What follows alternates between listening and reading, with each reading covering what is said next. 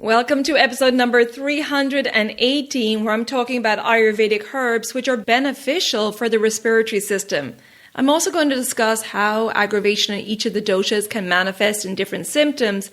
And not only am I talking about Ayurvedic herbs, but spices that you can use at home to treat some mild symptoms. So please stay tuned.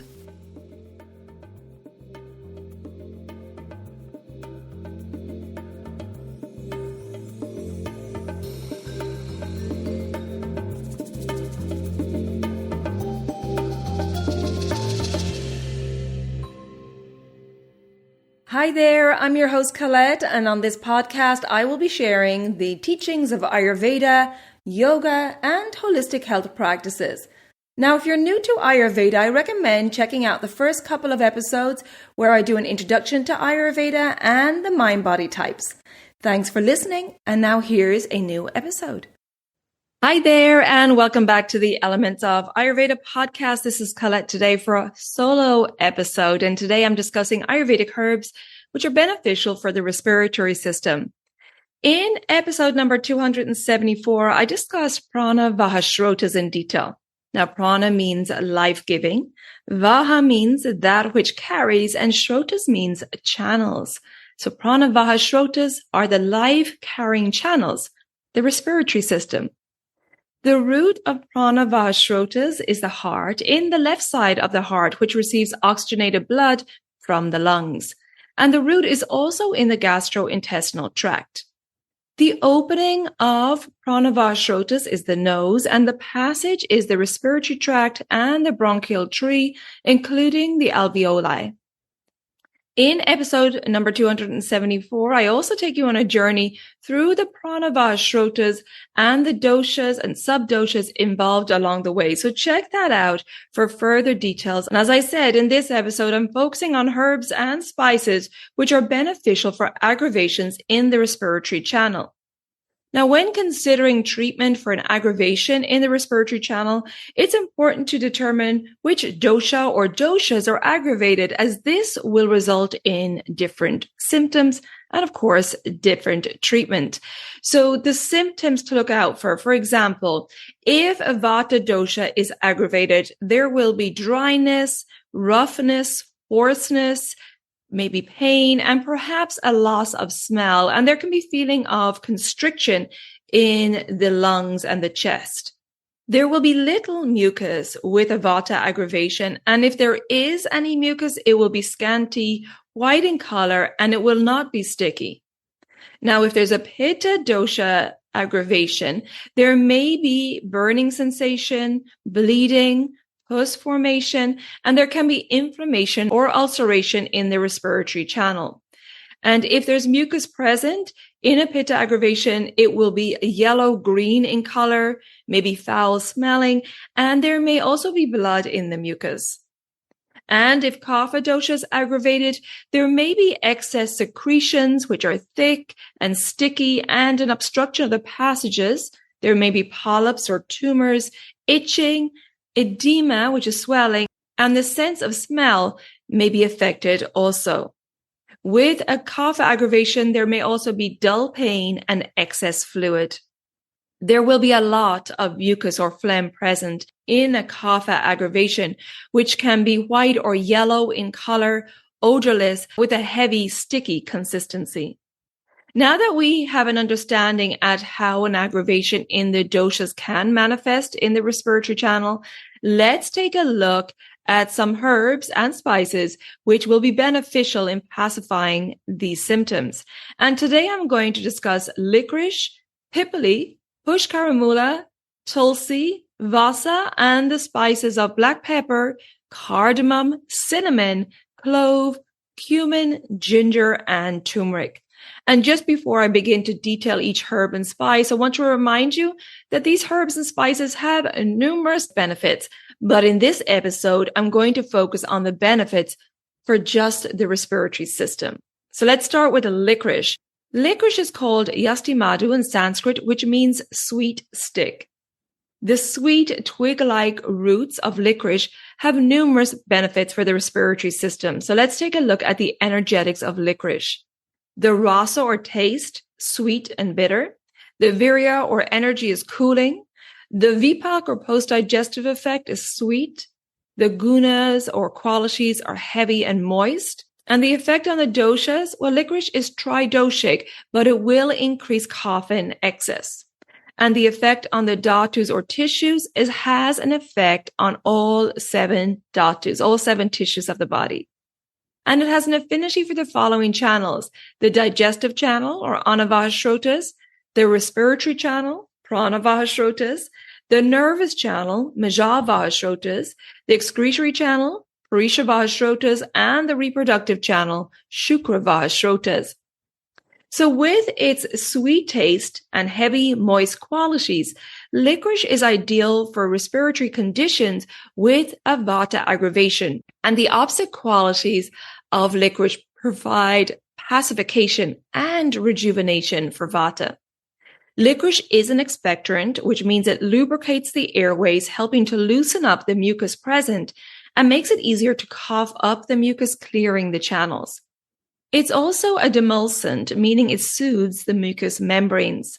And due to its bitter, sweet taste, cooling energy, and anti-inflammatory properties, it's very helpful in pitta aggravated conditions with respiratory infections, with yellow or green mucus or phlegm, and inflammation. Licorice is an adrenal tonic and also benefits the nervous system, nourishing and pacifying the vata and pitta doshas and calming the mind. This can be very useful in stressful conditions where the respiratory system is very depleted. Licorice has numerous benefits, and as a result, it has become very popular, causing it to be over-harvested. Therefore, please be aware to purchase licorice and all herbs for that matter from a company that has sustainable practices. It's important to research the companies from which we purchase our herbs, as we can make sure that we're supporting sustainable and ethical farming practices in this way. So let's move on now to the next herb, which is Pippali. Pippali is the fruit of the piper longum or long pepper. Let's take a look at the energetics of Pippali to see why it's so beneficial for the respiratory channel. The rasa or taste is pungent. The virya or energy is mildly heating. The vipak or post-digestive effect is sweet. The gunas or qualities, oily, light, and penetrating. And the effect on the doshas, well, it's vata kapha, pacifying, but will increase pitta. And the effect on the dhatus or tissues, well, it has an effect on plasma or rasa dhatu, on blood or rakta dhatu, on fat, meda dhatu, on the nerve tissue, maja dhatu, and the reproductive tissue, shukra dhatu. And it has an affinity with the following channels: the circulatory channel, or rakta vaha srotas, the digestive channel, anavaha srotas, the respiratory channel, prana vaha srotas, and the reproductive channel, shukra vaha srotas. And its prabhava or special effect, it's a rejuvenative for the respiratory system. Pippali's pungent taste, warm energy, and light penetrating qualities makes it ideal for respiratory conditions with cold, heavy, congestive symptoms like a kapha aggravation in the respiratory system, like a chesty cough or bronchitis or pneumonia. Pippali is an expectorant, circulatory stimulant, and a bronchodilator, therefore great for clearing mucus and phlegm from the channels and increasing circulation to the lungs. It's important that the lungs do not dry out, as moisture is needed in the lungs for the gaseous exchange of carbon dioxide and oxygen. And Pippali supports lung function as it has the oily quality, and therefore it does not dry out the channels, which makes it very beneficial for vata conditions also. So let's move on to the next herb, which is Pushkarmoola, which translates to lotus root. I discussed Pushkarmoola in the episode on the heart, as it has an affinity for the heart and is considered to be a heart tonic. And it's also great for the respiratory system, as it's an expectorant, bronchodilator, and antispasmodic. So let's take a look at the energetics of Pushkarmoola. The rasa or taste, pungent and bitter. The virya or energy is heating. The vipak or post-digestive effect is pungent. The gunas or qualities are light, unctuous, and penetrating. The effect on the doshas, well, it's balancing for vata and kapha, but does increase pitta. And the effect on the dhatus or tissues, when it affects the plasma tissue or rasa dhatu, the blood, rakta dhatu, the muscle, mamsa dhatu, the nerve tissue, maja dhatu, and the reproductive tissue, shukra dhatu. And it has an affinity for the following channels: the circulatory channel, or rakta vaha srotas, the digestive channel, ana vaha srotas, the respiratory channel, prana vaha srotas, the urinary channel, mutra vaha srotas, the nervous channel, maja vaha srotas, and the female reproductive channels, artava vaha srotas. Pushkarmoola helps to alleviate congestion in the respiratory system with its bitter, pungent taste, heating energy, and light penetrating qualities. For example, in conditions of asthma and bronchitis with a chesty cough and white mucus or phlegm, which you will find in a kapha aggravation. And the color of the mucus or phlegm is important here because if it's yellow or greenish color, it can mean that pitta is aggravated, and therefore Pushkarmoola would not be used as it increases pitta.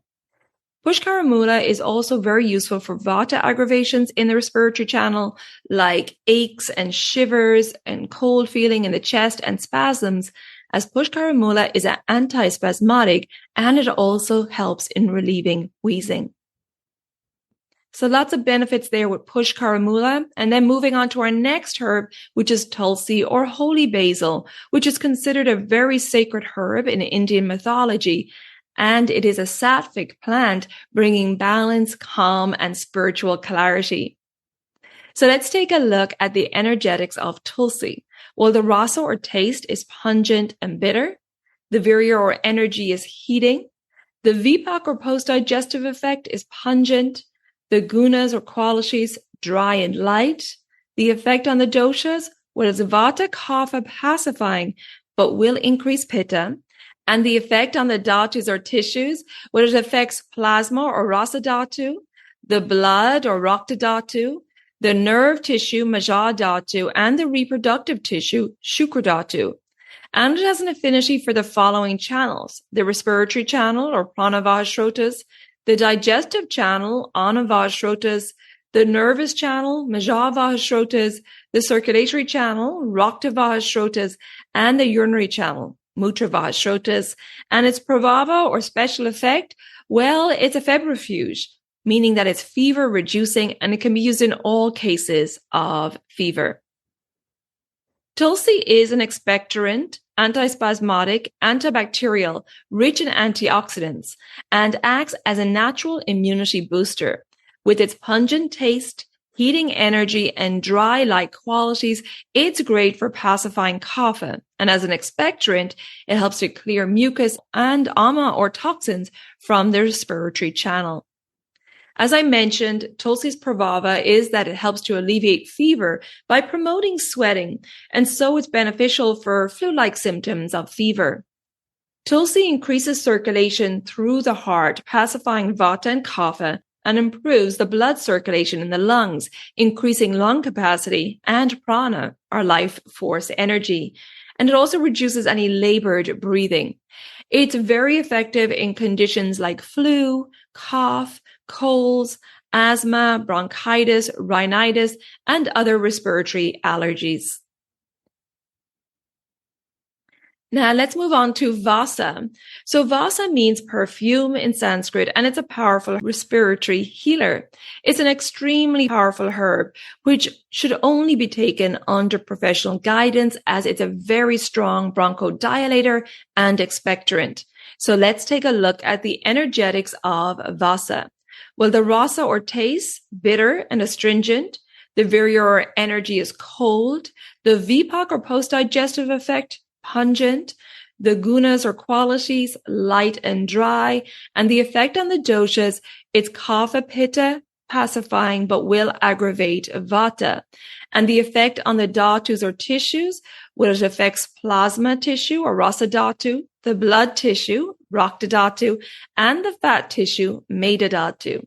And it has an affinity for the following channels: the respiratory channel, prana vaha srotas, the circulatory channel, Rakta Vaha srotas, and the digestive channel, Ana Vaha srotas. Now, along with being a powerful bronchodilator and expectorant, which helps to eliminate mucus and phlegm from the respiratory channel, Vasa is also an antispasmodic and febrifuge, which means that it has fever-reducing actions. Its bitter taste and cooling energy help to pacify pitta heat, fever, and inflammation in the respiratory channels. And its astringent taste, pungent post-digestive effect, and light, dry qualities help to pacify kapha, clearing congestion and stagnation in the respiratory channel, and wheezing. And I just want to repeat again, Vasa is a powerful herb and should only be taken under professional guidance and for a short time period. And as I've repeated in these episodes on Ayurvedic herbs, please get professional guidance, as taking the wrong herb, the wrong timings, the wrong amount may result in further aggravations. However, today I do want to cover some spices that you can use in your home when you have a mild cough, cold, or flu-like symptoms.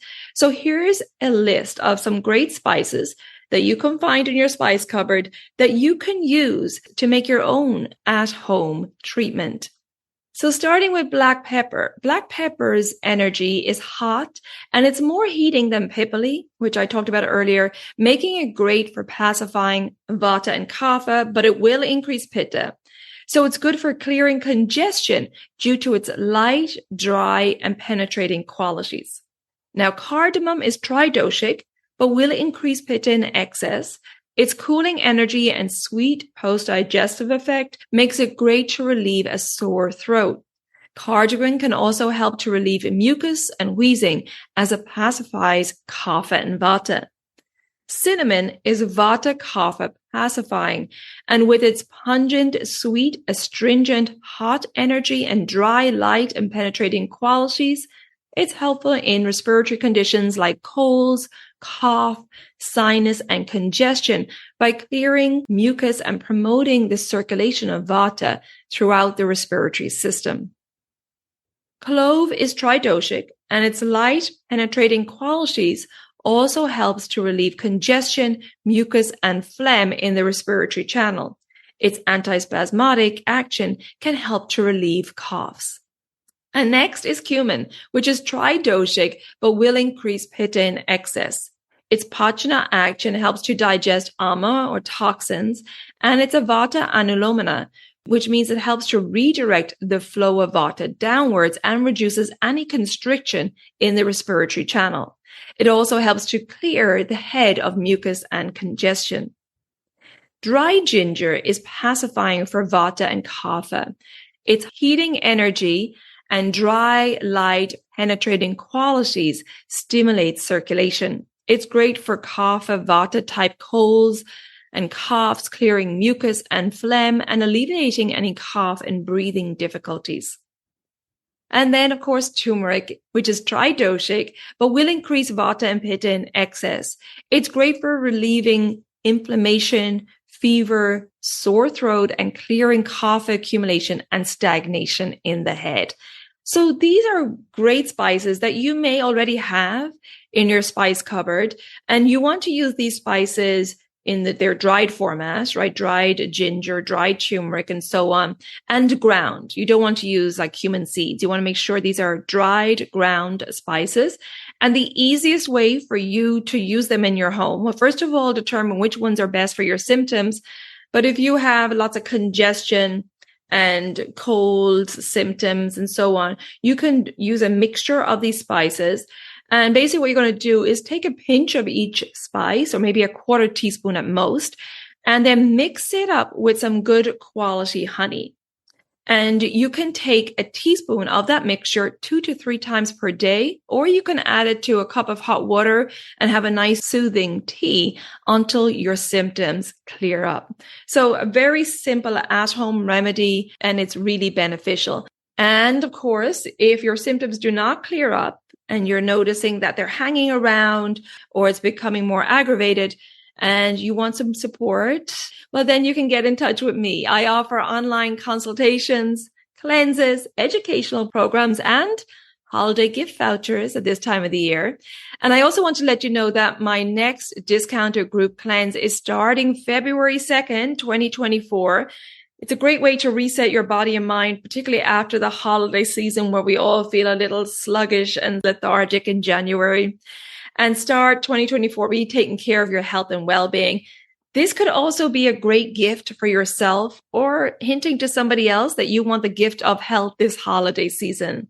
You can check out the information on this in the show notes or visit my website, elementshealingandwellbeing.com, for that discounted group cleanse starting February 2nd. Just go to the events page and you'll find the discounted cleanse price there. And if you wish to do a private cleanse and choose your own dates, you can check out all the information under programs. And if you have any questions before you book any of my services, please take advantage of my free 15-minute online Services Enquiry Call, where we can hop on Zoom and I can answer all of your questions.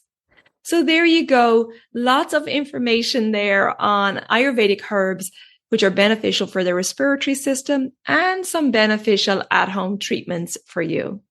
So I hope you found this episode helpful. And if you think it would be helpful for family or friends, please share it with them so we can spread this wisdom of Ayurveda.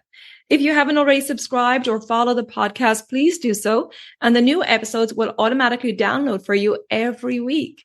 And if you would like to rate and review the podcast, I would really appreciate that. It will really help to spread this wisdom of Ayurveda. You can find me on social media under Elements Healing and Wellbeing on Facebook, and my new Instagram page is Elements of Ayurveda Podcast.